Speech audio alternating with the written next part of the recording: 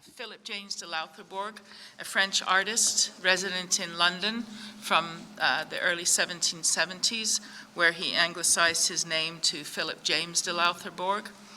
And he was a major figure in the late 18th century. He was both the youngest painter ever elected to the French Académie, and he was the first professional scenographer on the London stage, where he created many innovations. He virtually invented the art of special effects, and he devised the first ever proto-cinema apparatus, the Eidophusikon. He was a landscape and history painter of stupendous skill and vision, and he taught Turner how to paint light, which is almost never mentioned. But he's been more or less written out of art history. I discovered him quite by accident. First I saw one of his paintings, I thought it was amazing. I looked him up and found almost no information. And I noticed that if he does appear in the majority of art histories, he's a footnote. He's almost totally absent in articles about Turner. He does pop up elsewhere as a friend of somebody more famous, notably Thomas Gainsborough. But of Loutherbourg himself and of his work, art historians are strangely silent. There are a few articles, notably by the historian Ian McCalman, who's a biographer of Cagliostro, but there's no full study of his work yet, although now that he's starting to become more appreciated, there will be, I'm sure. But I've wondered if he was written out of the initial stages of art history writing because he was considered to be a little bit, let's say, dodgy. He had a lifelong devotion to the occult, and this was no secret. He was an alchemist and a magician. The special effects that he devised, he used on stage, he devised in his lab. Particularly notable were his colors, which he kept the secrets of their production. He was associated with the disciples of Emanuel Swedenborg, and he attempted to set up a temple of Freemasonry that would fully admit women. He was also a successful faith healer, and finally he and his friend, the also marginalized painter Richard Cosway, had a sex magic circle in London with their wives and assorted others. Now, I think one of the issues is that art history became a discipline in a more puritanical era than Loutherbourg's. But even in his lifetime, he wasn't immune to the accusation of charlatanry, which is something that's come up already in this conference with respect to Edward Kelly and others. And this was, of course, the main accusation against Cagliostro. We need to keep in mind that in 18th century Europe, the occult and artistic circles strongly overlapped, which they hadn't to the same degree before in general knowledge. Of course, we do know that many artists in the Renaissance were also involved with alchemy. But it wasn't very well known in art historical discourse that this was true in the 18th century, and it certainly was true in the 18th century. Now, this is the timeline. I'm not going to follow it religiously, but just to give you an idea of the period that we're looking at. He was born in Strasbourg, which had long been a hotbed of occultism and mystical learning. So I think that early life in Strasbourg probably, was the thing that got him started in occult studies. He then studied briefly at the university there, then he moved to Paris, where he studied art with Francesco Casanova. In 1767, he was elected to the French Académie, and in 1771, he moved to London, which, following some kind of a scandal in France, and he started working with David Garrick at the Drury Lane Theatre, and so it's this London period that we're going to be looking at today. In 1781, he devised his moving image show, the Eidophusikon, and then in 1812 he died. Now this date of 1812 is a bit important because he was exceptionally famous right up until his death, but the fame barely lasted past his funeral. He just managed to not quite outlive his fame, but pass away on the cusp of it. So this is de Loutherbourg himself. This is quite late in life as a self-portrait. He looks quite pleased with himself, which he had, I think, good reason to be. Now, his alchemical work, by all accounts, was very serious chemistry. Like Emanuel Swedenborg, he was very knowledgeable about science, and neither man saw a conflict between science and occultism. They saw them as actually extremely connected. And in the case of Loutherbourg, art, occultism, and science was this sort of perfect triangle of how he lived his life, how he made his work, how he created relationships with people. Now, his colors, we can see them here in this picture, the intense blue. Remember, blue is one of the most difficult colors to create. He was known for his color. This is one of the things that Denis Diderot, seeing young Loutherbourg's paintings in Paris, was so astounded by. He said, so these colors are a bit difficult, but they're absolutely incredible. Now, Loutherbourg devised these colors in his lab. This was the period before pre-made paints were available. Artists had to create their own colors, grinding the pigments, and he created them. We don't really know what his recipes were. At some point, maybe they will be found, but at this moment, they haven't been, and he kept them really secret. The question is whether or not he shared this information with Turner. I'd be very interested to know more about that. Now, he was also a chemist and an engineer, devising mechanisms for the stage, and he worked as a theatrical designer for David Garrick, while at the same time being involved with the Swedenborgians and Jakob Falk. He joined the Grand Oriental Masonic Lodge and various other more underground organizations convened by Falk. He is also known to have had one of the largest and finest occult libraries in London. He particularly collected works of occult sexology. I would like to know what happened to his library after he died. He left no children, so I'm assuming his things were dispersed. With the painter Richard Cosway, he had this private magical circle where they explored esoteric and erotic potentials and collected works of sexology, as I've said. But this freewheeling phase ended in that's Swedenborg. He was supposed to have painted this picture, although it's quite contested. I think he did paint it, actually, but he didn't do many portraits. This was his wife, Lucy Loutherbourg. Now, she's actually very important. Although there's little known about her, she was a full partner with Loutherbourg in all of his magical endeavors. In fact, they actually met at the Universal Society. She was a young widow. She was already involved in esoteric circles when they met. And she was considered to be one of the most beautiful women in London. This is an engraving based on a painting now lost by Loutherbourg. And soon afterwards, Richard Cosway married Maria Hadfield, who then became a fantastic painter herself in her own right. And they formed this magical circle, and one of the things they were particularly interested in exploring was sex magic. Now, we don't exactly know what was involved with their sex magical circle, whether it was yogic, tantric, whether they were following the principles of Swedenborg's concept of conjugal love. We don't really know. A lot more work needs to be done on esoteric sex traditions in the late 18th century. It was a significant part of the esoteric culture, and I think this is actually quite important from a history point of view, because this was an era of profound libertinism. Hallie Rubenhold's study of the era of the Covent Garden ladies, which is about prostitution, describes this in detail. It was a period of blatant prostitution and open licentiousness. It certainly wasn't the kind of buttoned-up Victorian era where sexuality was kept hidden. But this is where I think Swedenborg's ideas are really interesting, because his view of love and conjugal love is really opposed to this idea of licentiousness and libidinousness. It's about sexual pleasure, where physical sexual love, which he insists is between man and woman, but in that respect he was quite conservative, but he insists that sexual pleasure is really only experienced when it's raised to spiritual heights and represents the union of wisdom and love, the two essential attributes of the divine.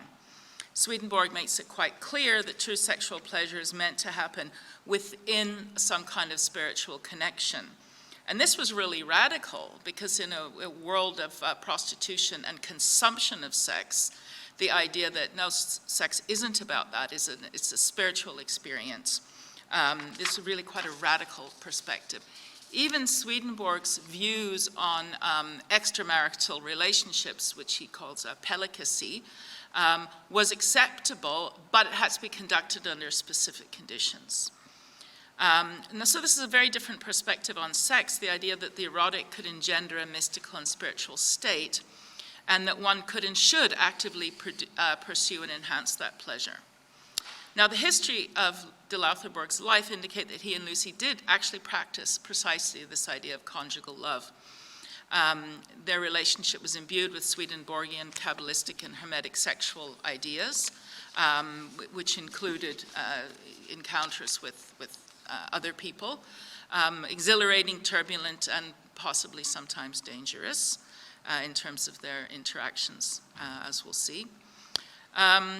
Now, in the work that I've looked at in reference to 18th century sex magic, and that's an area which I'm still really, trying to research, we see references to angel magic, free love, and its distinctness from run-of-the-mill libertinism, references to testicular meditation for prolonging intercourse, ritual sex magic, an Egyptian rite of rejuvenation for the body, especially the sexual body, and also in the writings of those who were criticizing the occultists, black magic and orgies. So basically everything was happening at once.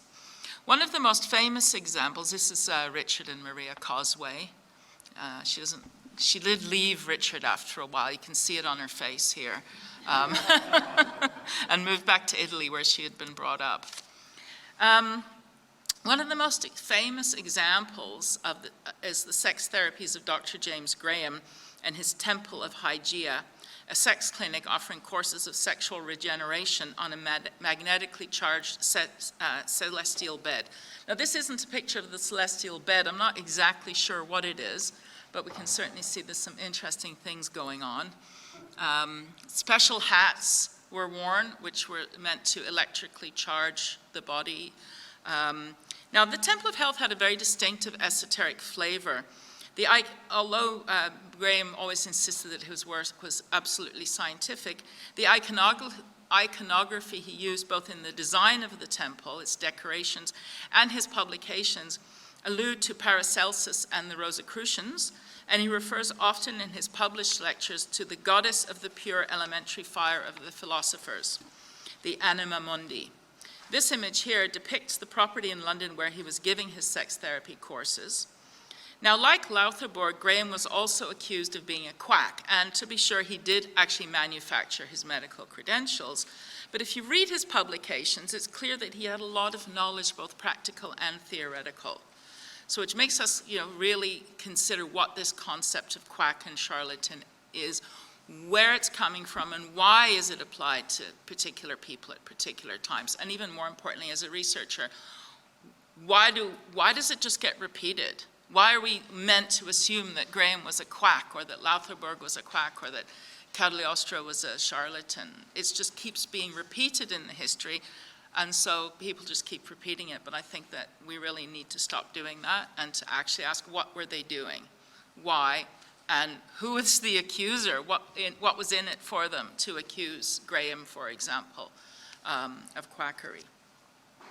Now, I think what's important to understand is that Loutherbourg was one of a number of occultists in the London art scene. He was, as I said, French. He hung out in a strongly émigré scene, although not exclusively. So there's a couple of them here. Francois Barthélémon was a composer, a Swedenborgian. He collaborated with Loutherbourg on the stage and also in magical rituals. He was a very close friend of Thomas Gainsborough, who was not involved in the occult, but who was extremely supportive of de Loutherbourg's inventions.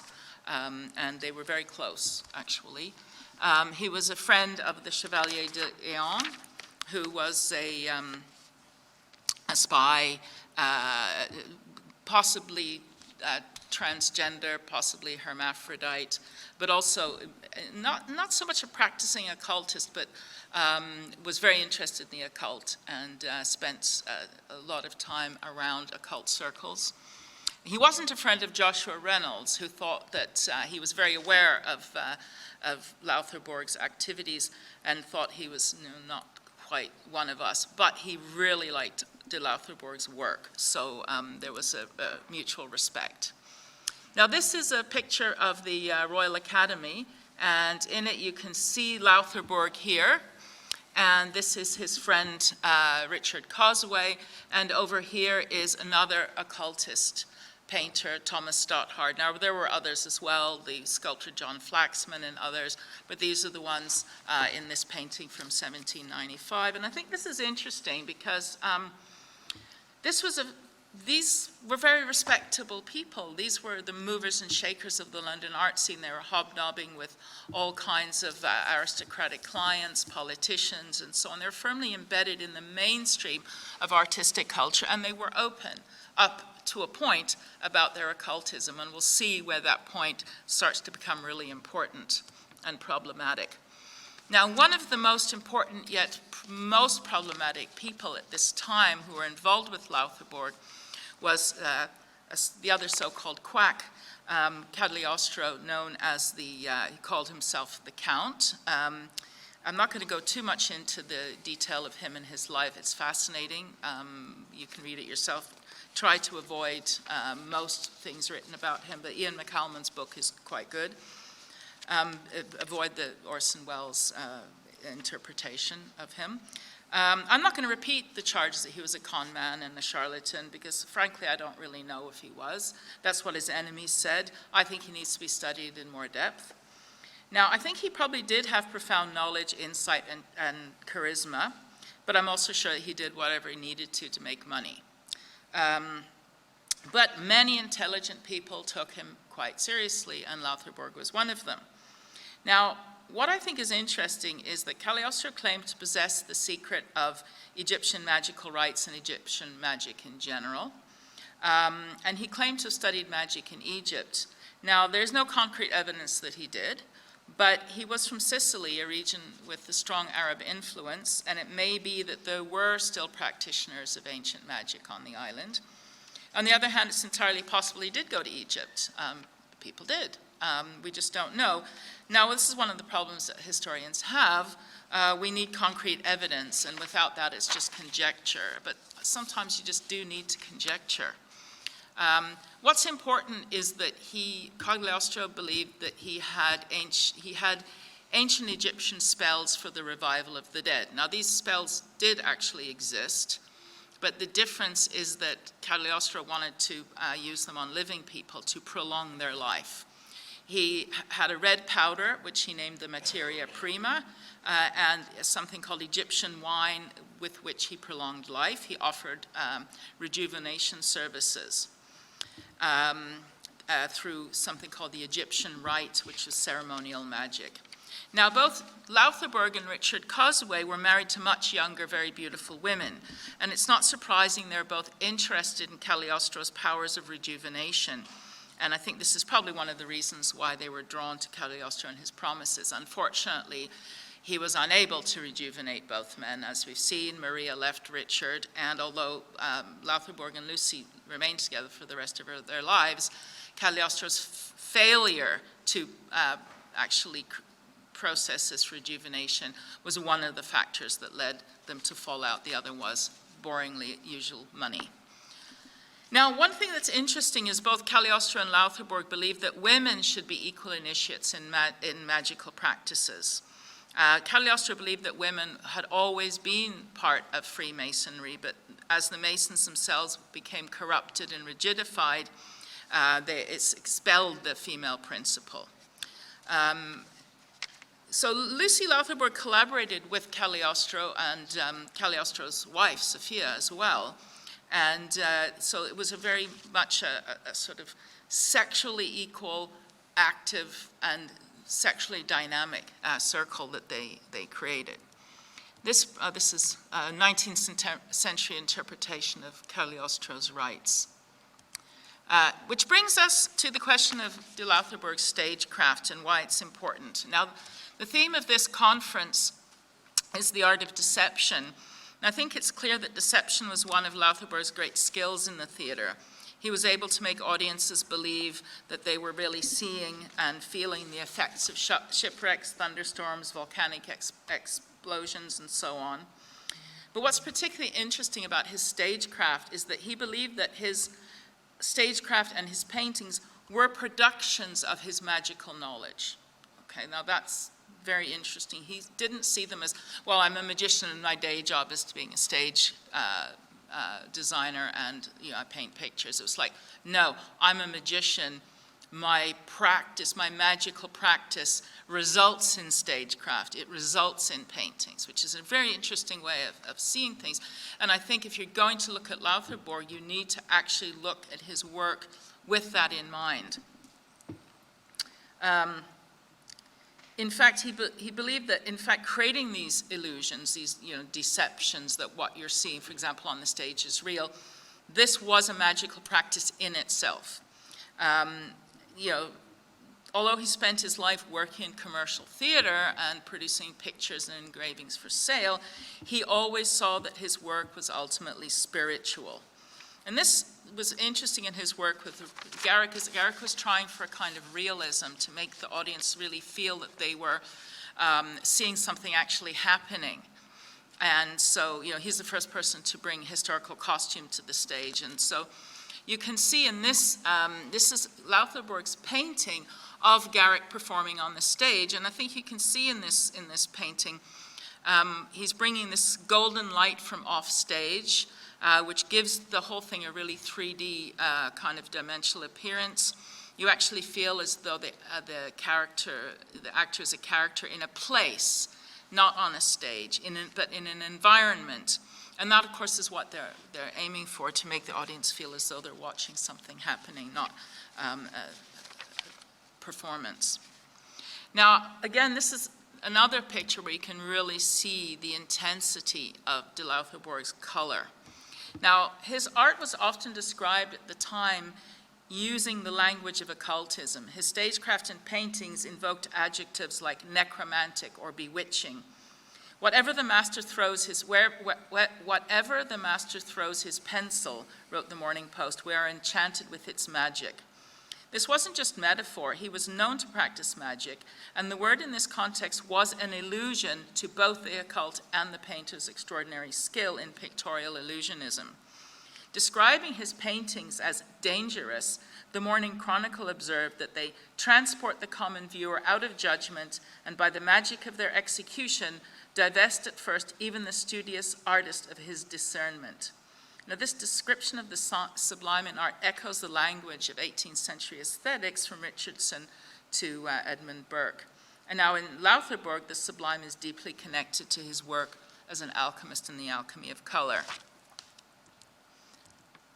So even in simple pictures like this, you really see him bringing the chiaroscuro, the intensity of light and shade, as well as the gold and green tones.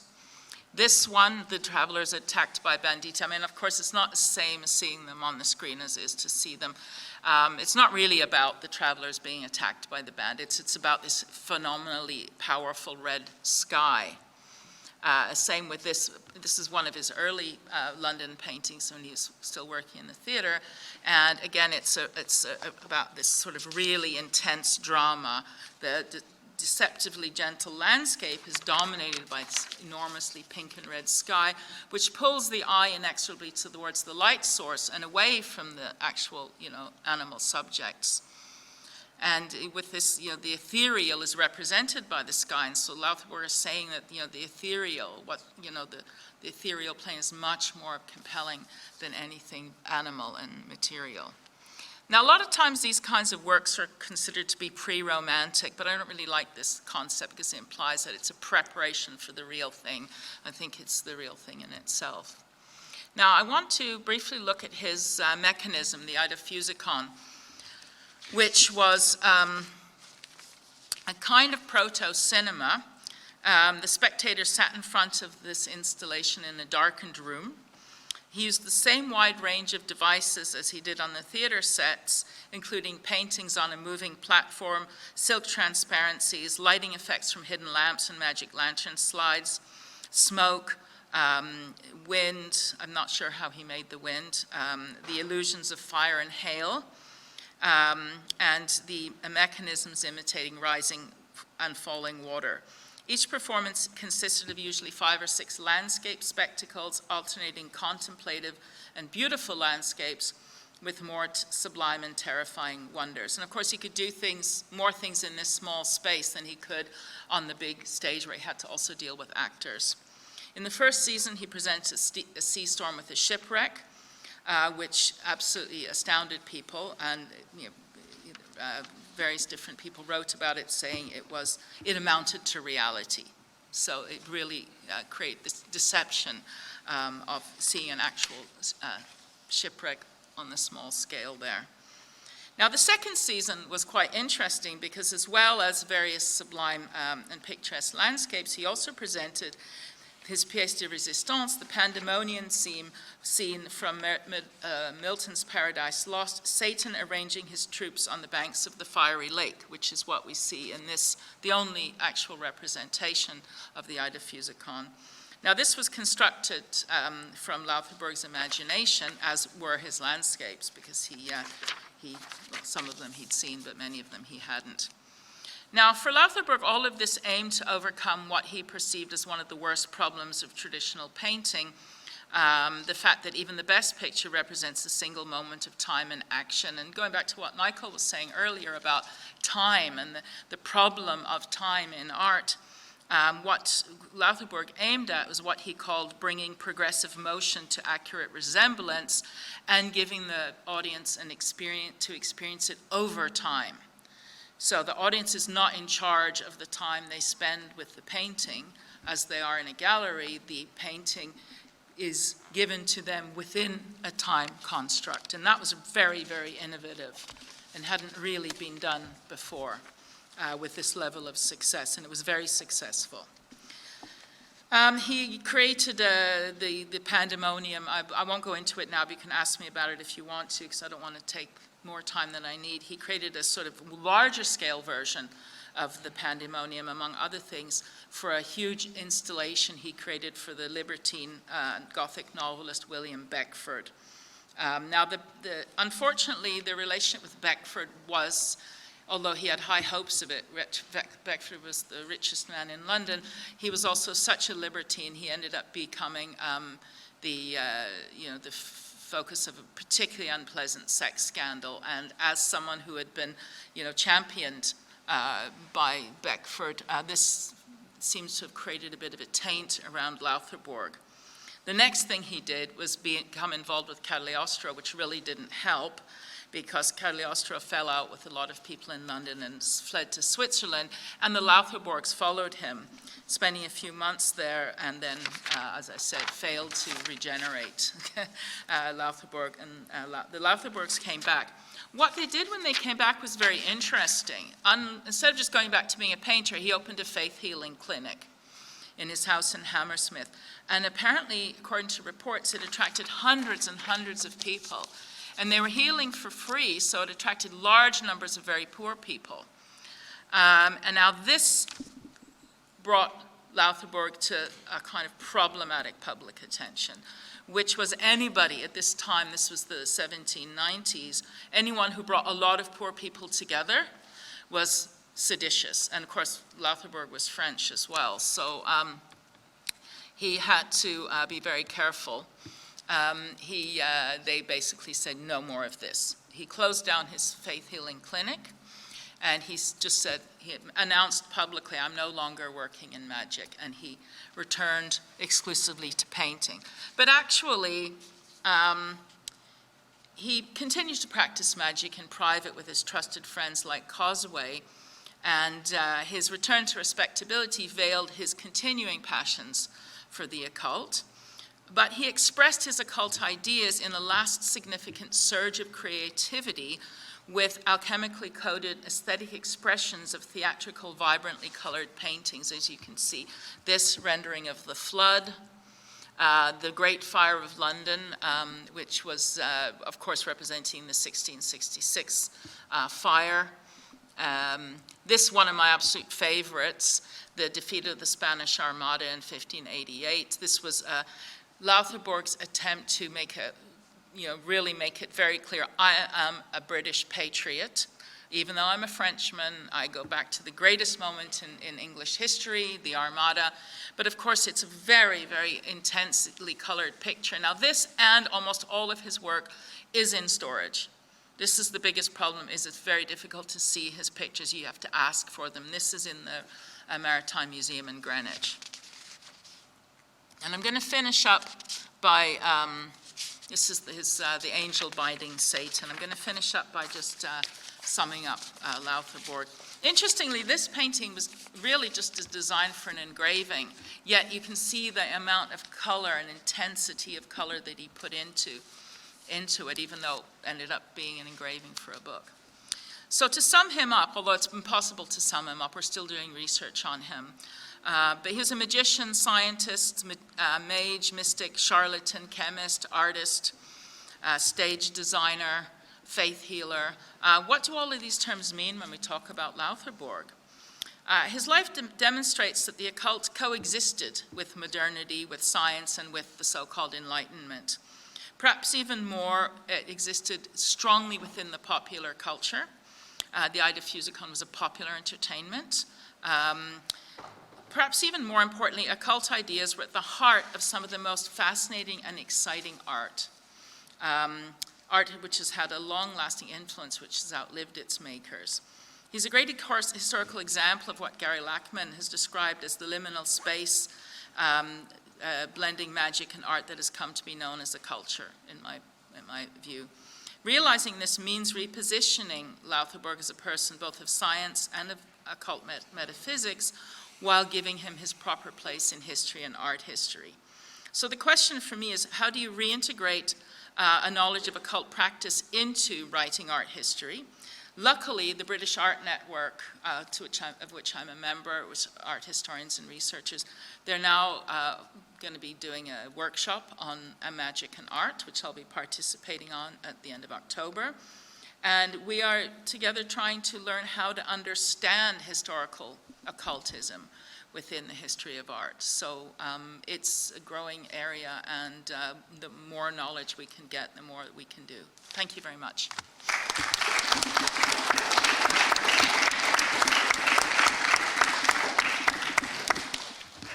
We could probably take one question. Yes.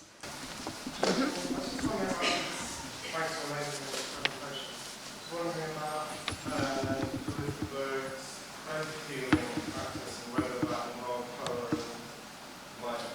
Was it like something immersive experience, or was it more like passive material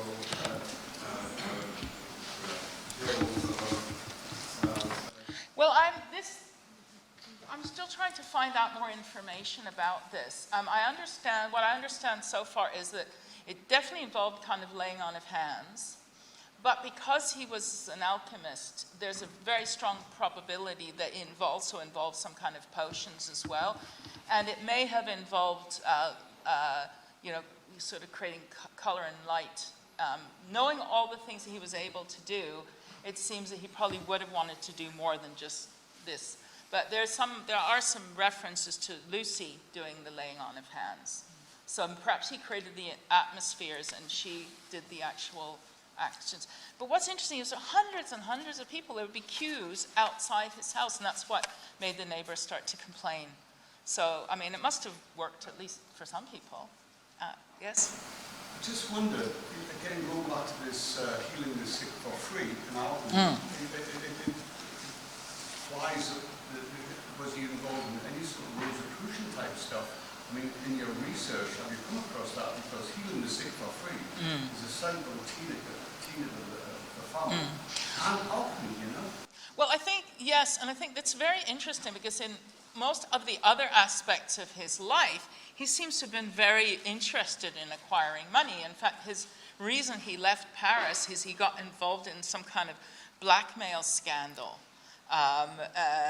And, you know, he was known to have been quite acquisitive and enjoyed his luxury. So the idea that he came back to London and just was working for free is actually quite interesting. It may be that he had been influenced by the Rosicrucians. There's no records yet that he joined with them. But what I've discovered from my research is that the occult circles in London and, you know, Paris and other places, because he also spent time in Switzerland and I think Germany as well, they were constantly crisscrossing. They weren't sort of isolated islands where, you know, I'm in this group and you're in that group. There was a constant mingling. So it could be that he did actually get influenced by, but certainly he was quite committed to that practice. It's a central belief, isn't it? You know, I mean, to do that and still have to make money. Yeah. It's really a deep belief somewhere.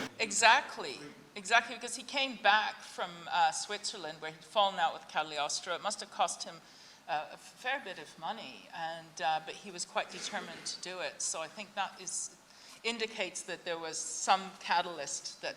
So that's something I'm going to look for, actually, to see if there's any indication of that relationship. Yes? Brilliant presentation. Thanks so much. I enjoyed the narrative of the speech before.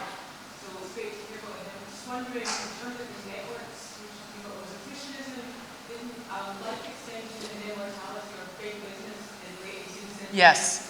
Occultism, was he connected to Joanna Southpaw or to Sibley at all? Do you know? There's no indication that he had interest in that kind of thing. He seems to have been particularly interested in sort of ritual magic and physical alchemy. He doesn't seem to have been interested in following anybody. There's no, I mean, I'm sure he knew people who were, but there's no evidence that he followed. I mean, even he attended various different Masonic groups. He was, you know, he liked to be involved with different things, but he wasn't an acolyte of any particular movement, no. We should probably get moving on One to more, the next yeah. one, so this will be the Quick. last one, yeah. Really great presentation. Thank you. But the thing about healing for free, it takes us far back to the beginnings of Christianity and the whole thing of starting religion. I wanted to kind of make something bigger from, you know, kind of everyone come for free. It reminds me of, I mean, at the moment, my partner is agreed to sign up to a series of free sessions with a new piece of healing technology, the free, in order to build up this kind of business, so that more people will contact it in the future. So, can you understand where what I mean by that? That you want something so you've got a bit of successes, so that you can then go to more wealthy people. But I don't think he would have needed that. He was already extremely connected to wealthy people. That's the strange thing about it. He was extremely connected to very rich people. He knew everybody. He didn't need to heal the great unwashed. He could have gone straight to Gainsborough and various other friends said, hey, I'm a faith healer now. If you get sick, come and see me. It'll cost you. So yeah, I think it was really genuine. All right, anyway. Thank you.